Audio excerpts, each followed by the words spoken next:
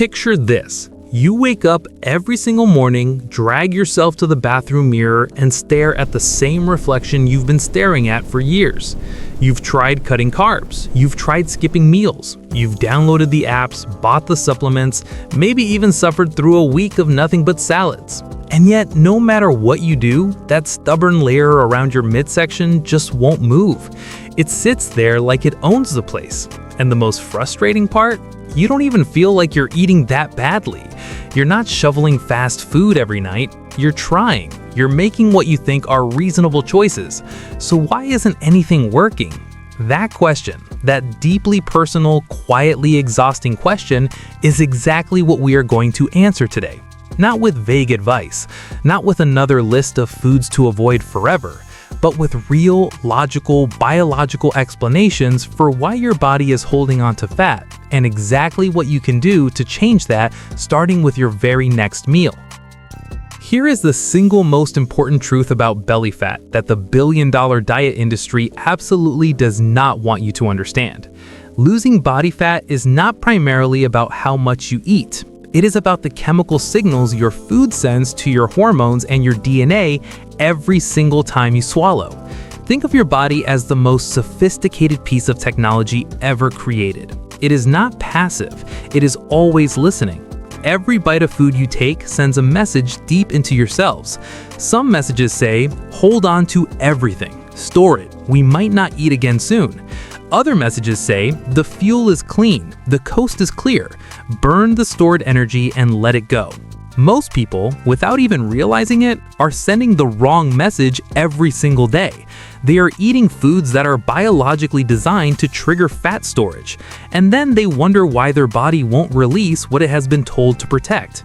Today, we are going to flip that script completely. We are going to look at 10 simple, practical food swaps that send your body the right signals, the burn signals, and turn your metabolism into the efficient fat-melting machine it was always meant to be. Let's begin with the one swap that affects more people than almost any other, and it starts first thing in the morning, before most of us have even had our coffee. Walk into any American kitchen and you will find it sitting right there on the counter. A loaf of soft, white, perfectly sliced bread. It feels harmless. It is familiar. It has been part of breakfast and lunch for generations. But here's what's actually happening the moment that bread touches your tongue.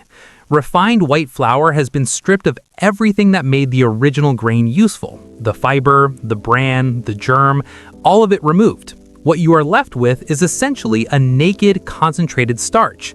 Your digestive enzymes hit it instantly and begin converting it into glucose at a speed that would genuinely surprise you.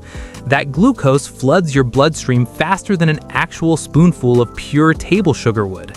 And in response to that flood, your pancreas fires out a hormone called insulin. Insulin is not your enemy when it's doing its normal job. But when it spikes this high, this fast, it acts like a padlock on every single fat cell in your body. Fat burning doesn't just slow down, it stops entirely. Your body shifts into emergency storage mode, and that stubborn belly fat does not move an inch. Now, here's where the swap comes in. And once you understand why it works, you will never look at bread the same way again. Sprouted grain bread and true sourdough bread behave completely differently inside your body compared to their white flour counterparts, and the reason is genuinely fascinating. Sprouted grains are grains that have been allowed to begin the germination process, meaning they are still biologically active. They retain their full fiber content, a significantly higher protein profile, and a structure that your body cannot break down as rapidly. The sugar release is slow, controlled, and steady. Your insulin barely moves. Sourdough goes one step further through the fermentation process, which converts a portion of the starches into something called resistant starch. Resistant starch does not get digested in the usual way. Instead, it travels to your large intestine where it feeds your beneficial gut bacteria, reducing inflammation and improving your body's sensitivity to insulin over time. These are not small differences. They are the biological difference between a food that locks your metabolism and a food that keeps your fat-burning engine quietly running all morning without you even noticing. Now, let's talk about something that most people consider the healthy part of their morning routine: the glass of juice sitting next to the toast. orange juice, apple juice, that green juice you bought because the label said it had 17 servings of vegetables, and you felt virtuous just holding the bottle. Here's the hard, logical truth about drinking your fruit. When you eat a whole orange, your body gets the sugar from that orange, but it also gets the fiber. That fiber creates a physical barrier inside your digestive tract that slows the absorption of sugar dramatically. It also triggers stretch receptors in your stomach that begin signaling fullness to your brain. Raw almonds and walnuts behave in the opposite way at every single biological level. First, and this is one of the more genuinely surprising facts in nutrition science, we do not actually absorb all the calories in nuts. The cell walls of raw nuts are structurally resistant to full digestion. A meaningful portion of the fat simply passes through your digestive system without being absorbed. Second, the combination of protein, fiber, and healthy fat in a small handful of nuts triggers a cascade of satiety hormones in your gut, particularly cholecystokinin and peptide YY, that travel to your brain and clearly communicate that energy needs have been met. The craving dissipates. The pull toward the kitchen fades. You are not suppressing your appetite through willpower, you are actually satisfying it through biology. The fifth swap targets one of the most beloved morning rituals in America, the bowl of cereal. Whether it is something that sounds nutritious, like a whole grain flake with a picture of a mountain on the box, or something obviously sugary, the metabolic reality for most cereals is nearly identical.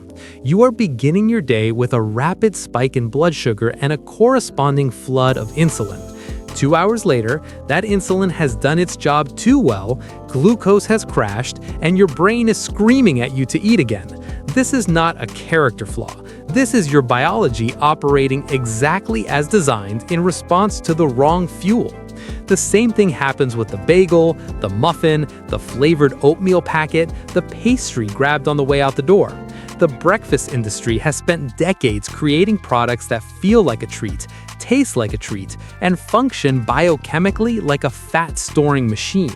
Greek yogurt paired with fresh or frozen berries restructures your entire morning hormonal landscape. Greek yogurt contains roughly twice the protein of regular yogurt, and protein holds a unique position in your nutritional biology. It has the highest thermic effect of any macronutrient, meaning your body burns a significant number of calories simply in the process of digesting and utilizing it. It stimulates glucagon, which is essentially the opposite hormone to insulin, encouraging your body to release and burn stored energy rather than dark chocolate at that concentration is dense in polyphenols, particularly a compound called epicatechin, which improves blood flow, supports healthy blood pressure, and has been shown to reduce levels of cortisol, your primary stress hormone. This matters enormously for belly fat. Cortisol does not just make you feel stressed. When it is chronically elevated, it directly signals your body to store fat, specifically in the visceral region, the deep belly fat wrapped around your organs, which is both the most dangerous kind and the most resistant to loss. A small piece of high-quality dark chocolate in the afternoon or evening is not a cheat. It is a legitimate tool for reducing the hormonal signal most responsible for belly fat accumulation. Your sweet tooth gets satisfied, your cortisol comes down, and your body gets a dose of antioxidants it can actually use. The ninth swap is about something we almost never think to question because it is so ordinary: salt. Specifically, the white, fine-grained, heavily processed table salt that lives on nearly every kitchen counter and restaurant table in the country. Refined table salt is stripped of its naturally occurring trace minerals and treated with anti-caking agents, bleaching agents, and sometimes added iodine to compensate for the nutritional poverty of the processing. Beyond its questionable mineral profile, the primary issue with excessive refined salt intake is water retention. Sodium pulls water into your tissues, and when you consume a diet high in processed foods, which are almost uniformly loaded with sodium, your body holds onto water weight that can add visible bulk to your midsection and make fat loss appear far slower than it actually is. is. Swapping refined table salt for high-quality sea salt or pink Himalayan salt is a useful start, as these contain trace minerals and forms your body recognizes.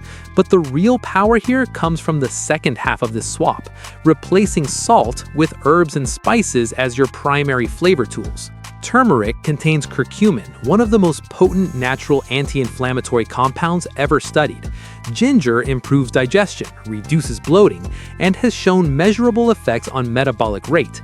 And cinnamon is in its own category entirely. Cinnamon contains bioactive compounds that mimic the action of insulin at the cellular level, helping your muscle cells take up glucose directly without requiring high insulin levels. This is called insulin mimicry, and it is a metabolic gift. You are literally replacing a bloating agent and inflammatory